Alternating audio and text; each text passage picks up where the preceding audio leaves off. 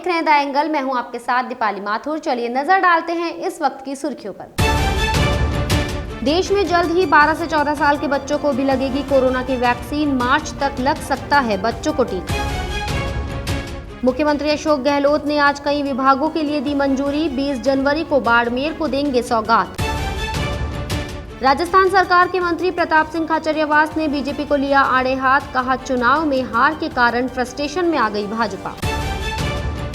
सप्ताह के पहले कारोबारी दिन, हरे निशान पर बंद हुआ शेयर मार्केट। सेंसेक्स में दिखी 86 अंकों की तेजी तो निफ्टी 52 अंक की बढ़त के साथ बंद। देश में 15 से 17 साल के बच्चों की वैक्सीनेशन के बाद अब 12 से 14 साल के बच्चों को भी कोरोना का टीका लगाया जाएगा। कोविड-19 पर बने national technical advisory group on immunisation के चीफ डॉक्टर NK अरोड़ा के अनुसार मार्च से इन बच्चों को वैक्सीन लगनी शुरू हो जाएगी। अरोड़ा का कहना है कि जनवरी के अंत तक 15 से 17 साल के 7.4 करोड़ बच्चों को कोरोना वैक्सीन की पहली डोज लग जाएगी। इसके बाद फरवरी की शुरुआत से इन बच्चों को दूसरी डोज देना शुरू कर दिया जाएगा। पश्चिम बंगाल के वरिष्ठ भाजपा नेता तथागत रॉय ने प्रधानमंत्री नरेंद्र मोदी से अपील की है। रॉय का कहना है कि गणतंत्र दिवस पर होने वाली परेड में बंगाल के नेताजी सुभाष चंद्र बोस पर आधारित झांकी को जगह दी जाए। एक दिन पहले ही बंगाल की मुख्यमंत्री ममता बनर्जी ने भी पीएम मोदी से ऐसी ही मांग की थी। हालांकि रॉय ने साफ किया कि पीएम मोदी से की गई उनकी इस मांग को तृणमूल कांग्रेस की निचली दर्जे की राजनीति के समर्थन के तौर पर न देखा जाए।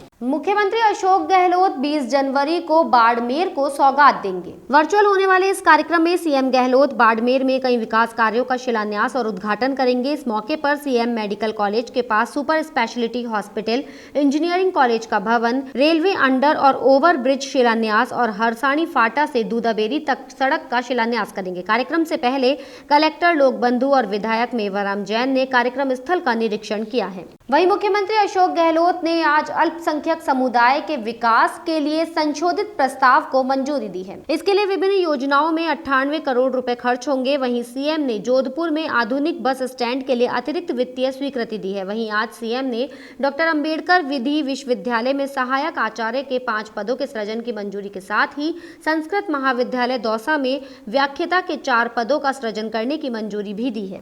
अलवर में विमंदित नाबालिग बालिका से दुष्कर्म के मामले को लेकर भाजपा लगातार प्रदर्शन कर रही है। बीजेपी के इस विरोध प्रदर्शन पर खाद्य एवं नागरिक आपूर्ति मंत्री प्रताप सिंह खाचरियावास ने पलटवार किया है। खाचरियावास ने कहा कि बीजेपी बच्चियों के नाम पर राजनीति करना बंद करे। हमारी सरकार दोषियों को पाताल से भी तलाश कर फांसी पर लटकाएगी। खाचरियावास ने कहा कि बीजेपी ने सीबीआई जांच की मांग की थी। हमने कहा ठीक है, जांच सीबीआई से करवाते हैं। जब गहलोत सरकार सीबीआई जांच को तैयार हो गई है, फिर भी आप राजनीतिक रोटियां सेक रहे हो। इसी के साथ खाचरियावास ने कहा कि बीजेपी उपचुनाव हार गई।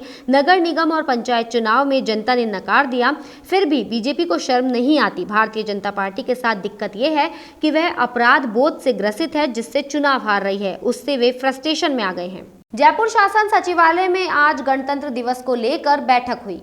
कार्मिक विभाग के संयुक्त शासन सचिव जय सिंह की अध्यक्षता में आयोजित बैठक में संबंधित विभागों को गणतंत्र दिवस समारोह की व्यवस्थाओं के संबंध में विचार विमर्श कर आवश्यक दिशा निर्देश दिए गए। उन्होंने सभी विभागों के अधिकारियों को आपसी समन्वय से कार्य करते हुए जिम्मेदारी का निर्वहन करने के निर्देश दिए। साथ ही उन्होंने कार्यक्रम में कोरोना गाइडलाइन की पूर्ण पालना सुनिश्चित करने के भी निर्देश दिए। बैठक में सार्वजनिक निर्माण विभाग, कार्मिक, नगर निगम, चिकित्सा एवं स्वास्थ्य विभाग, पुलिस एवं जनसंपर्क विभाग के अधिकारीगण मौजूद रहे।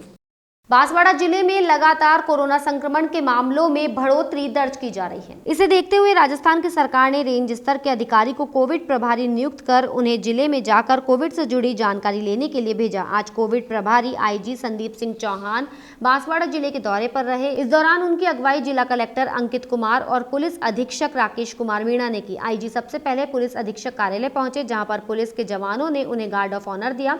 इसके बाद आईजी ने बांसवाड़ा के प्रभारी मंत्री भंवर सिंह भाटी से जिले में कोरोना की स्थिति को लेकर चर्चा की। तो उन्होंने सीनियर पुलिस अधिकारियों को निर्देश दिए हैं कि कुछ चुने हुए जिलों में अपने अपने जिलों में जाके और एक पूरा परफॉर्मा राज्य सरकार द्वारा जारी किया गया है, जिसमें बहुत ही डिटेल में ये सारी जानकारी एकत्रित करके और स्थानीय कलेक्टर साहब और एसपी साहब और अन्य अधिकारियों से मिलके अभी तक उसमें क्या प्रोग्रेस है, उसमें क्या नई बात का ध्यान रखा जाए या प्रोग्रेस वो उसकी नियंत्रण किस स्थिति में है, इसके बारे में जानकारी लेने के लिए आज मैं भी दौरे पे हूँ, कल मैं डूंगरपुर में था, आज बांसवाड़ा में हूँ। अभी ये बीच में स्थिति चल रही है, आगे में जाके अस्पताल और कुछ इलाके और कुछ क्वारंटाइन क्षेत्र देखने का भी इसमें निर्देश है।